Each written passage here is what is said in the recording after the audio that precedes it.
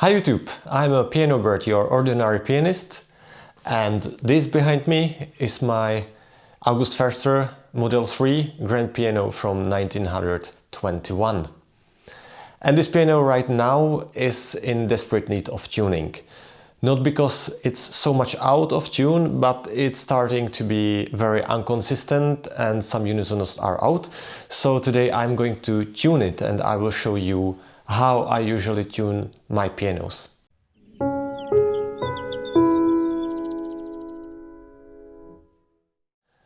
I'm sure this is not the best way how to tune the piano, but it's how it works for me, how it is fastest and easiest for me. I'm sure that some piano tuners will watch this video and they will say, oh, it's horrible, but I'm sorry, this is how I do that. You probably ask how I have started to tune pianos. It's quite easy. On concerts, I wasn't so happy with the tuning of the instruments because either they weren't tuned at all. The concert arrangers said, oh yeah, it's freshly tuned, we tuned it 1 month ago, and during that time it was only 3 concerts, so of course the piano was wrecked after the 1 month and 3 concerts. Or yeah, every piano goes out of tune when you play it, especially if you don't tune it for longer time and then tune it, then the tuning is not so much stable, and if you bang the piano, then it gets out of tune. So at the concerts, during the rehearsals, I just banged the piano and warmed myself up and the piano went out of tune, and of course the tuner wasn't there, so I decided to learn it myself. And of course, if you have a grand piano at home, it's much cheaper to tune it yourself, to buy your own tuning lever and to tune it. So that's why. To tune your piano yourself, you need several kinds of equipment. Of course, the most important is your tuning lever. I really wouldn't recommend you to buy the cheapest one. In other YouTube videos you can see that the YouTubers are buying those cheap small tuning levers. They are useless. First of all, the quality is low, they are really small, so you don't have enough leverage and enough precision, and of course you can also destroy the piano. You can strip the tuning pins, so don't do that. Instead of that, what I would recommend you to buy something that has interchangeable tips or interchangeable heads. This one was not expensive. I have bought this 10 or 12 years for something like 55 or 60 bucks in the US, and it's also telescopic, so you have even more leverage and more precision. I usually use it only like this, but I love it because it's a solid piece of equipment and the tip is really high quality. So please don't buy the cheapest one. You don't have to buy the most expensive, but invest a little bit if you don't want to destroy your piano. The other piece of equipment you do need is mutes. You can buy either a rubber mute or felt mute. They are different. The felt mute is not so flexible, but I really like to use it on bass strings, because with felt mute the strings doesn't ring so much. Rubber is much more flexible, but somehow it's also stiffer, I don't know why, but the strings are ringing much more. The other kind of equipment you would maybe need, it's recommended, is a felt strip for the basic octave, for the middle octave. I will show you how to use it, and with it also small screwdriver. And of course the last thing you need, or what I need when I tune, is my mobile phone with an app. I'm using a tuner called Pianometer. I love it because it's quite cheap to unlock the app and it has everything what I need. Don't use normal tuners, you need special tuner for pianos, because the normal tuner doesn't count for you the inharmonicity and the octaves. So it will probably show you that the piano in the lows is too low and in the highs it's too high.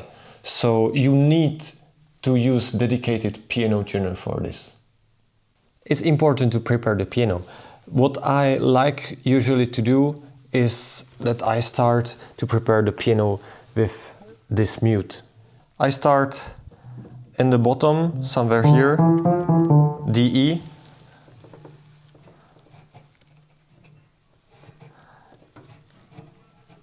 And I make my way up.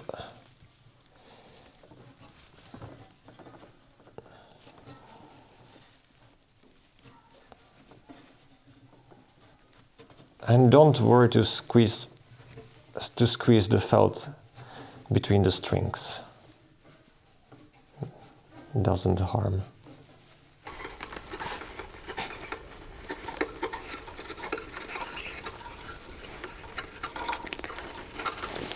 For the corner, for the rest here, I will just use the mute. Now let's talk about the right technique of work with the piano tuning lever. It's not only about turning the pin with the lever, but it's also about bending the pin in the right direction. So for example, sometimes if you need just to lower or rise the pitch, you don't need actually to turn the pin.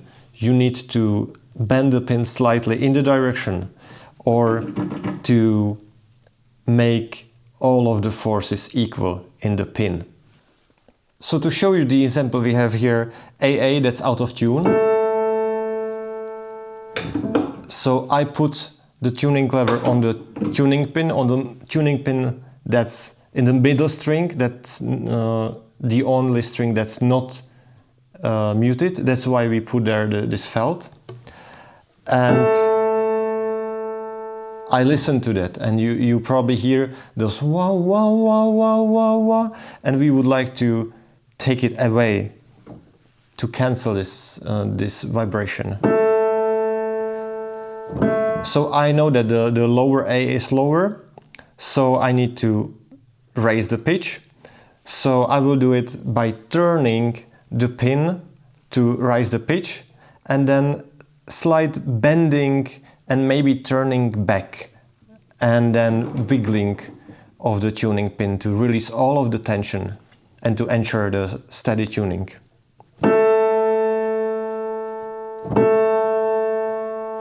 So now I have turned the tuning pin. I will turn it slightly above that. And now I will bend the pin.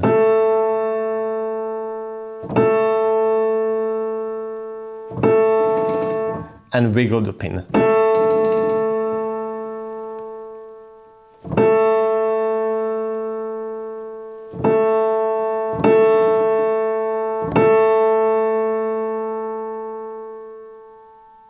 Yeah, and we have quite good octave. So this is the basics of work with the tuning pin. And now I will start to tune the piano. I probably won't show you everything, but approximately I will show you how I do it. First of all, I start with work with my ETD to actually tune the first part of the piano. I do it with my ETD, with my app, because it's the fastest for me. It's really easy, really convenient, and also really accurate. So I always like to do that.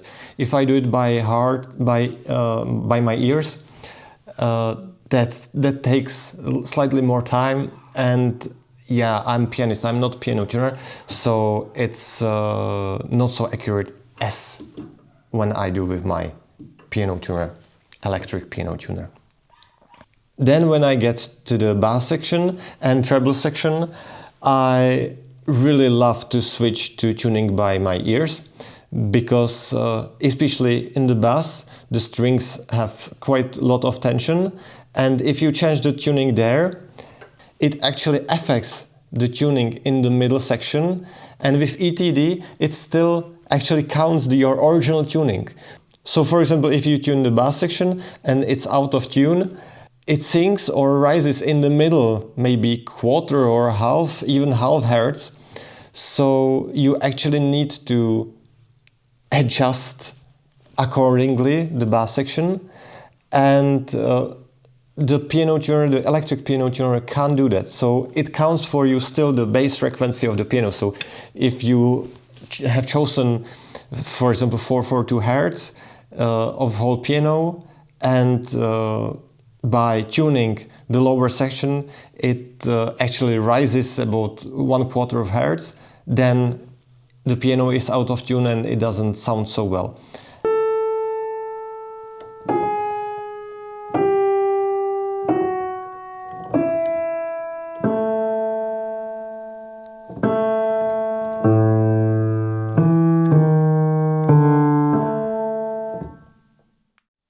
So let's start to work. First of all, you need to decide your frequency of your A. For bigger tuning changes, I recommend you to watch my really old video where I actually change the pitch of this piano from 436 to 442 or something like. It was quite brutal, and I tuned the piano from the lowest note to the highest. I think that's the best for the piano and also the most accurate version. But this is something else. This is kind of the fine tuning, so you don't need to do that. I start in the middle here and I just decide the frequency how the piano actually is. So if it is somewhere between 440 and 443, it's okay for me because this is not concert piano and I want that the tuning stays. So it's actually good to just make slight touch up of the tuning and not to change drastically the frequency of the piano. So I have already measured that the piano is 442, kind of a little bit higher. So I just set my piano tuner to 442. And yeah, let's start tuning. Yeah, it's slightly lower than.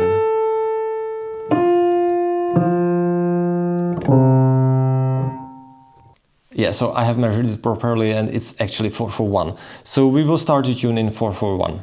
I have actually installed mics, so you have much better sound experience from the tuning. Let's do it. First of all, I tune the first octave and half between A to maybe F or D down there. I tune by this electric tuner.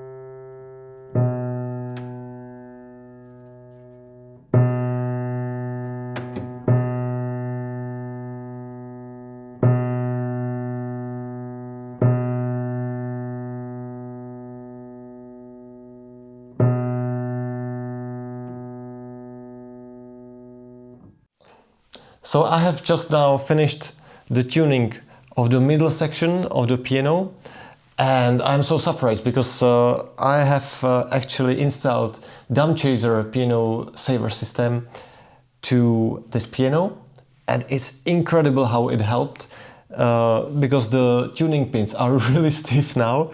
It's so cool.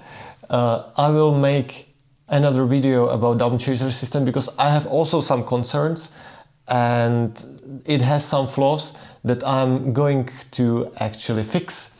So if you like this video or if you would like to see more, please subscribe, or you can also write me a comment. What do you think? Yeah, to test the middle section, I actually always do some checks. First of all, I play thirds, big thirds, major thirds, from the bottom to the top, and I listen carefully to the frequencies, that the swiveling, the vibration between two notes should increase step by step, and there shouldn't be any bumps and big changes in the line. So as higher you are, then the frequency between two notes is actually faster. So let's listen to that.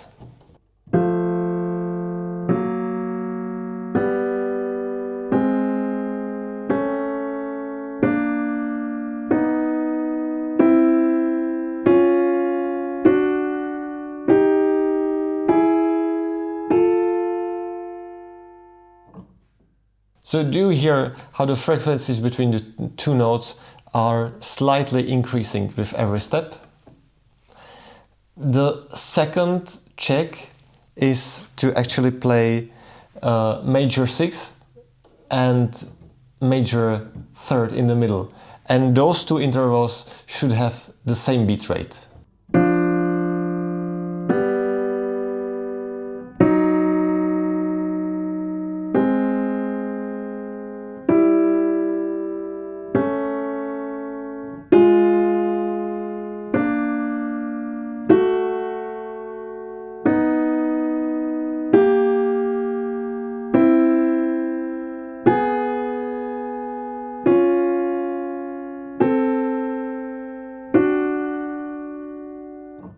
I think it's quite nice. I have actually come to one note that's out of tune, even with one string. So with older pianos, you actually get those like wolf strings that are, it's impossible to tune them right. They are just wobbly by its nature.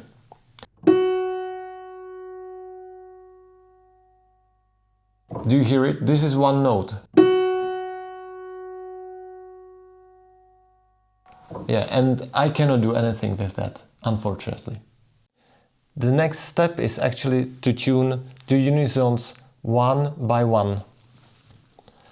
I'm switching this off because I don't need it anymore.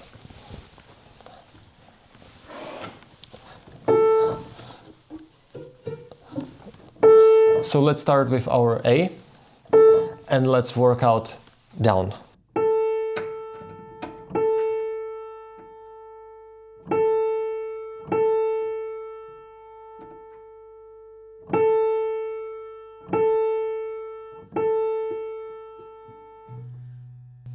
I actually like to mute the ready string.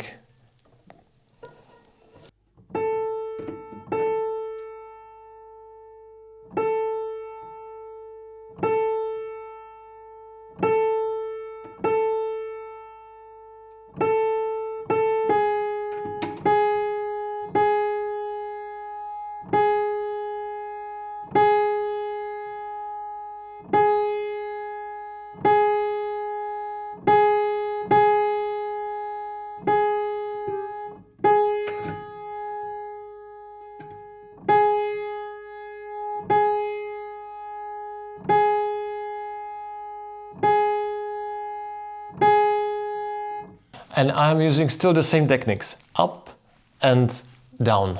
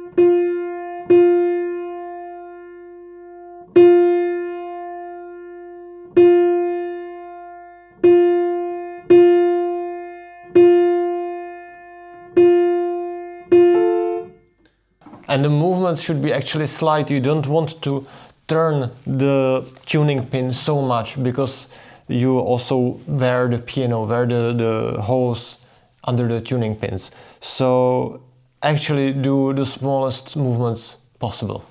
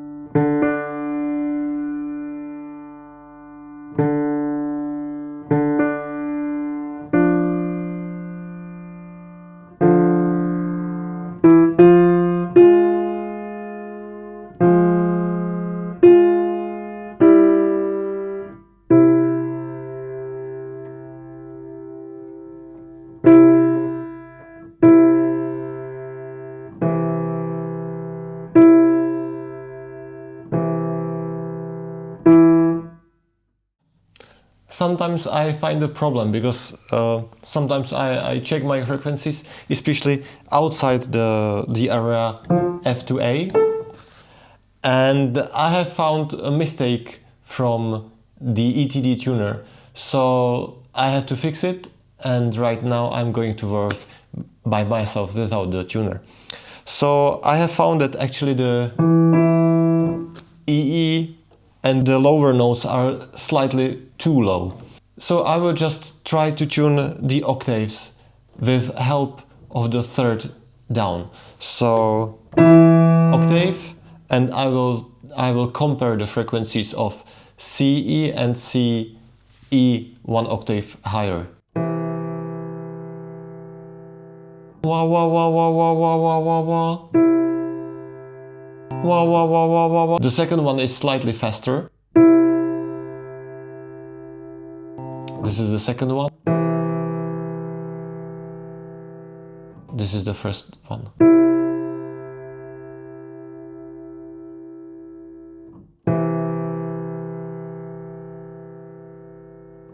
They are together quite equal. Wah, wah, wah, wah, wah, wah, wah, wah. Listen to the frequency.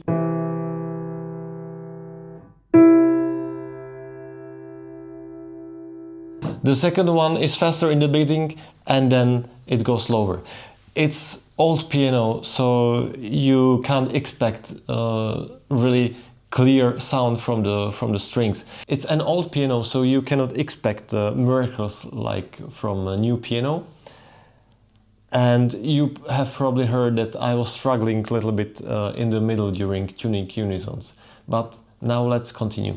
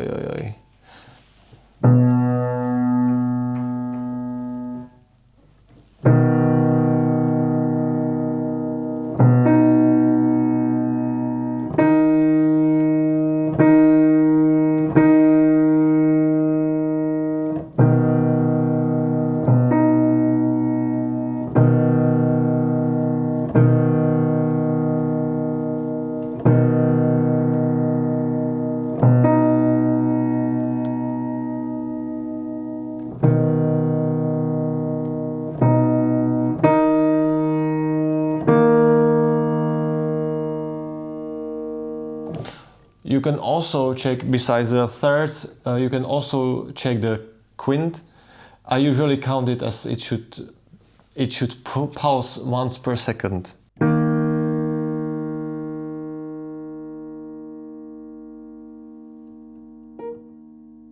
Somewhere here.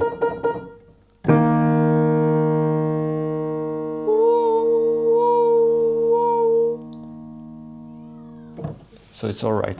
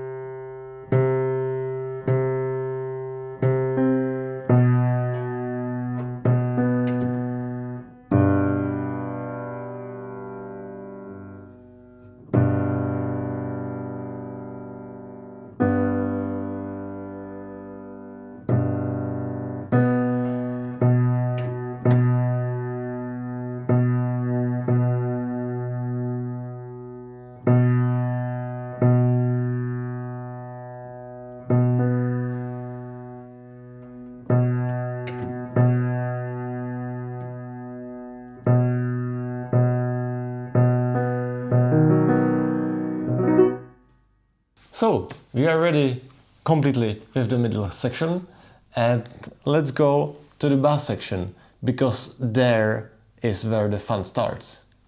I know that this video can be a little bit frustrating, that I don't actually tell you everything, but plenty of things you need to listen for. You need to look what I do and actually check all of the things that I do, that I actually check. Let's tune the bass section. As I said, the fun starts here, because here it's a little bit how you like it. It was a great piano technician in Steingraber company in Bayreuth. I was there for a visit and a little masterclass about piano techniques, etc. And he actually told me, hey, don't measure, just listen and do it how it feels. And this is a little bit actually to do how it really feels. Of course, I have some help what to listen and what to do, but for example, in the lowest section, you really need to feel it. So let's start from our first bass strings. So what I really like to do here is that I, of course, mute a string, and then I try to achieve the 3 to 6 octave. So first of all, I'm trying to tune the octave, and I hear that it's quite okay. So what I really like to do in the bass section, of course, I mute the second string, and then I like to compare the small third, minor third, with the major 6, the octave higher. So A sharp, C sharp. I listen to this frequency.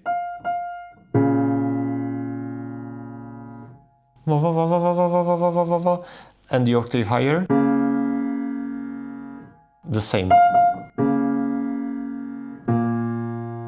And I hear that they are quite the same, so I probably leave it like this.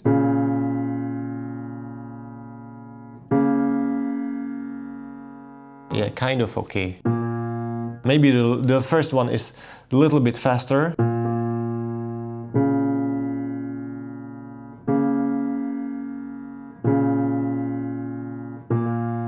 Yeah, but I will leave it like this. And like this, I will continue. So I tune the unison, and then I will finish.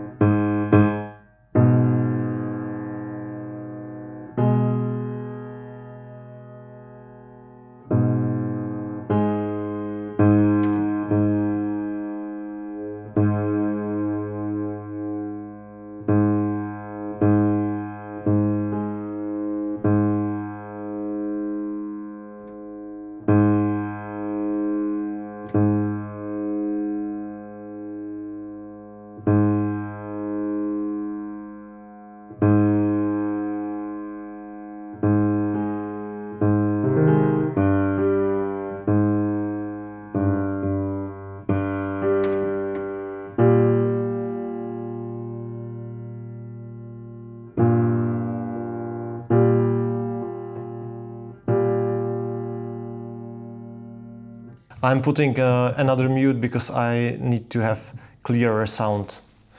And those strings are, first of all, they are old, and the wire strings aren't so good together, so I need just one sounding string.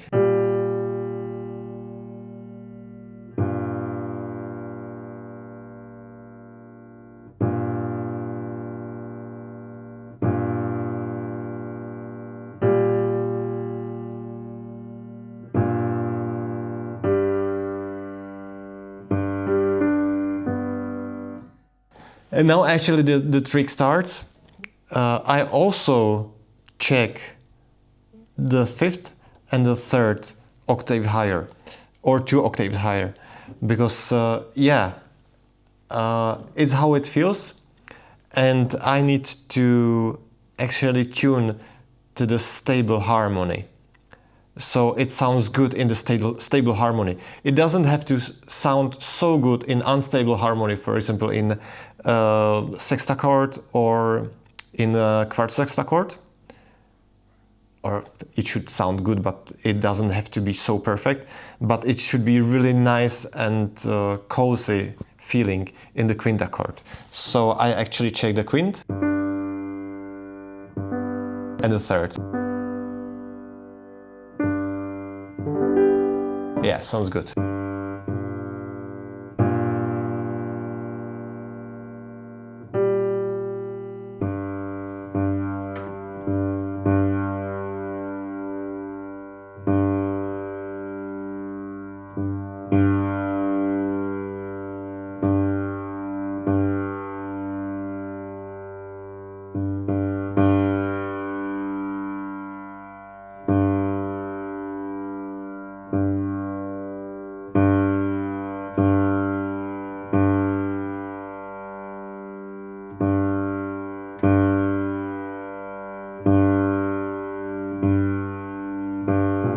It's incredible how those tuning pins that are 100 years old are stiff.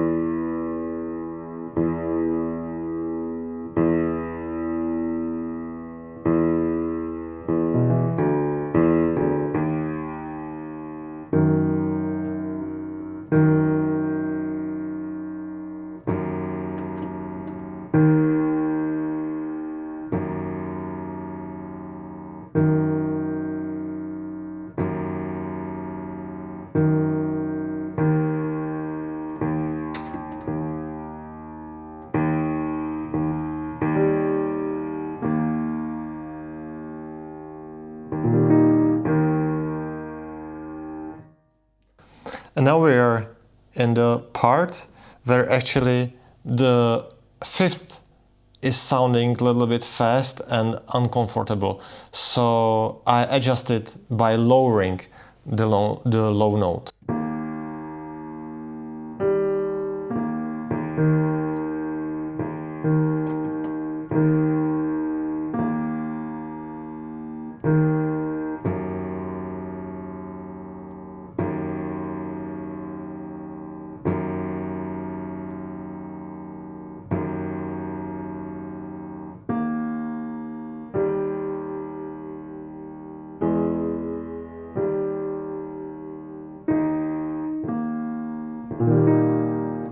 So like this, I'm stretching the piano.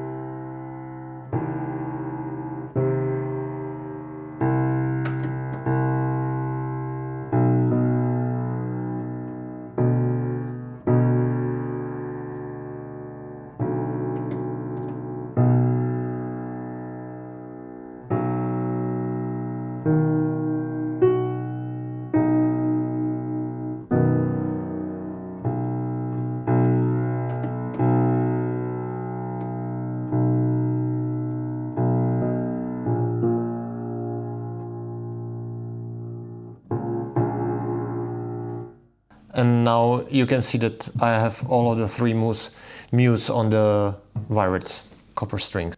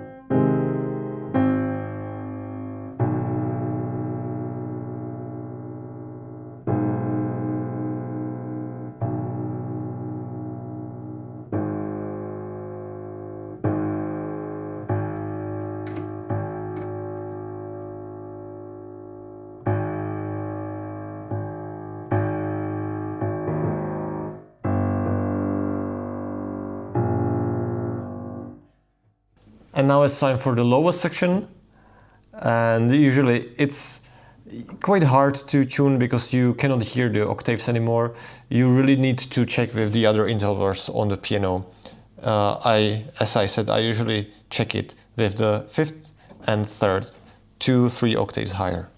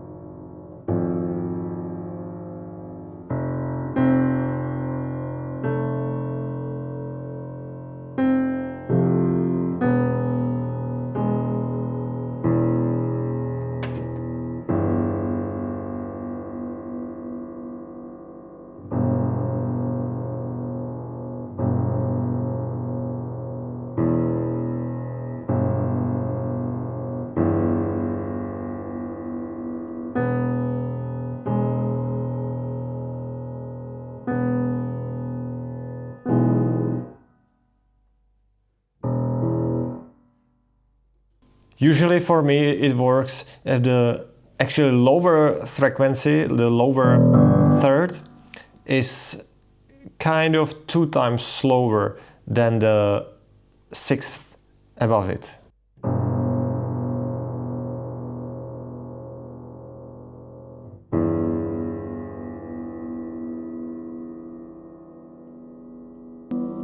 Yeah, you can hear the difference.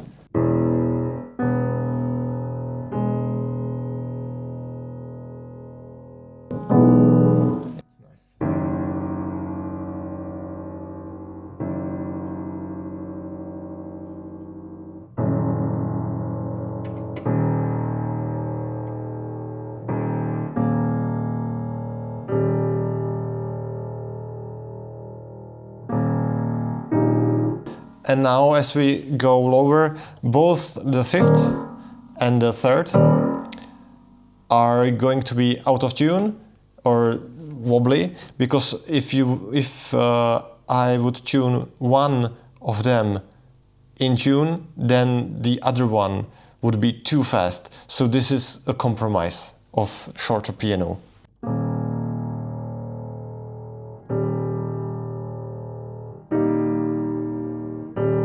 Everything should be pleasant.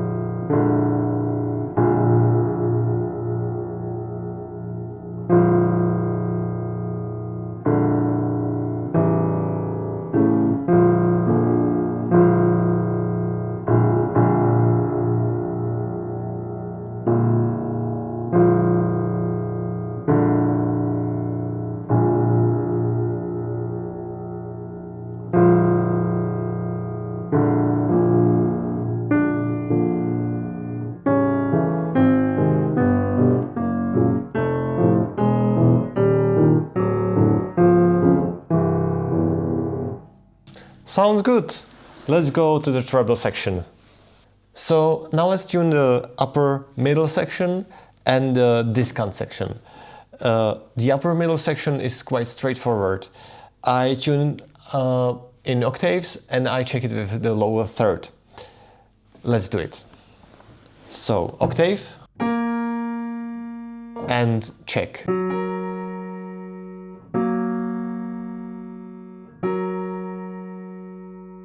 And I hear that the upper one is slightly slower, so I slightly raise the pitch.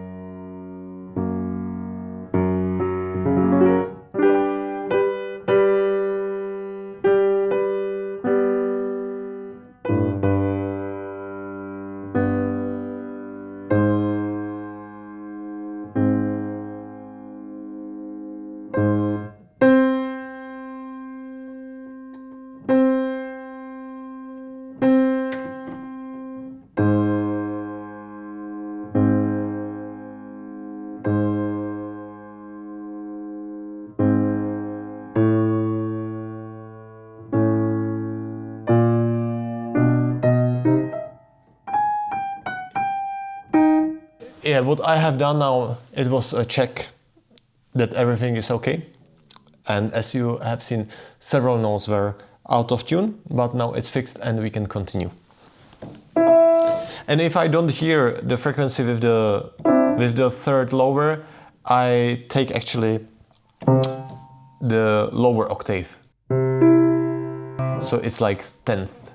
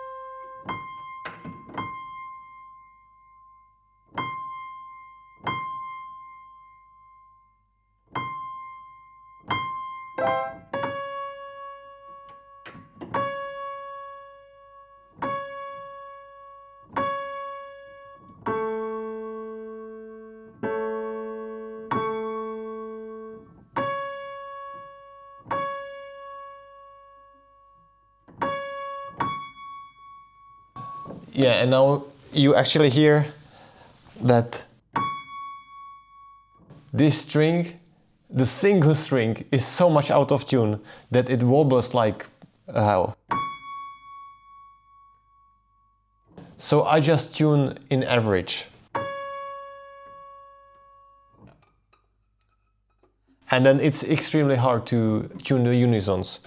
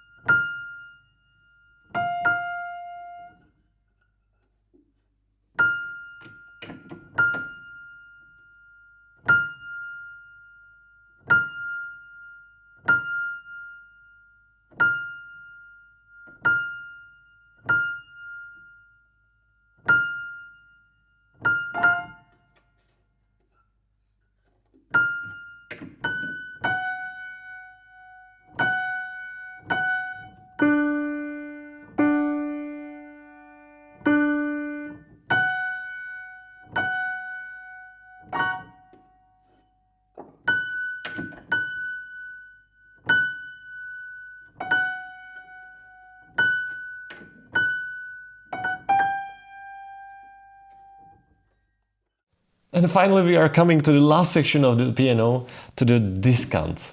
And yeah, sometimes it's quite cumbersome to tune it because the tuning pins are really sensitive. The strings are not sounding so clean. And yeah, it can be really painful. So let's do it. Basically, I do the same. I do octaves, I do the thirds below and octave below, but the last maybe 10 notes I need to tune in perfect fifth. In the same time, this section is really important to get in tune because the strings are open, they have no dampers, and yeah, actually they work as overtones. So as you play in the middle, those strings are actually making the sound of the piano. So some tuners just tune the middle or maximum somewhere to the fourth octave, but they don't tune the rest of the piano, and then the piano sound really crappy. And I have found pianos that weren't tuned here for several years, maybe decades. So, for example, the top of the piano was maybe half note lower, and that was horrible. And as soon as I tuned this section, the piano opened up, and I must tell you, it's so fantastic feeling to hear actually the piano opens up. So let's do it now.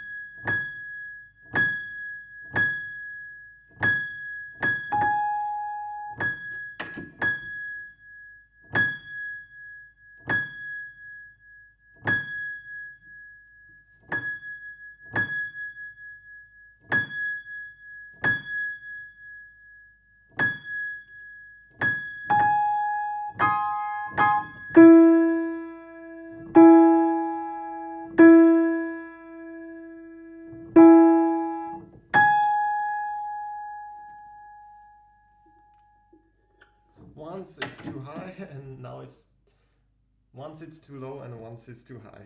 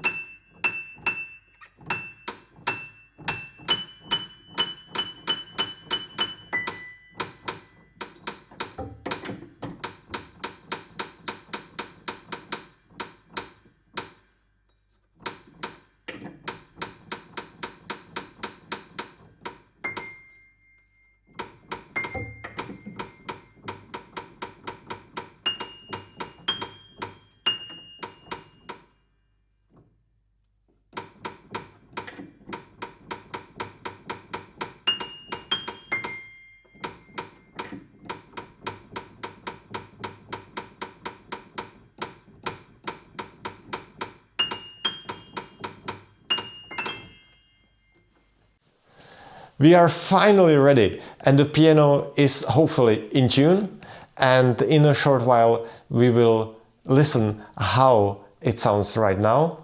And before that, I would like also to tell you what to do after the tuning. After you finish tuning, it's really good to bang the piano a little bit, that it settles down, and then it's really good or recommended to touch up the unisons, because it gets slightly out of tune and you have opportunity to touch it up, tune it, and have it perfect. I thank you so much that you watched until now. I really hope that this video was useful for you and you learned something. I know that it was really long, but maybe you can hear or watch something what I do, and I really hope that it helps you.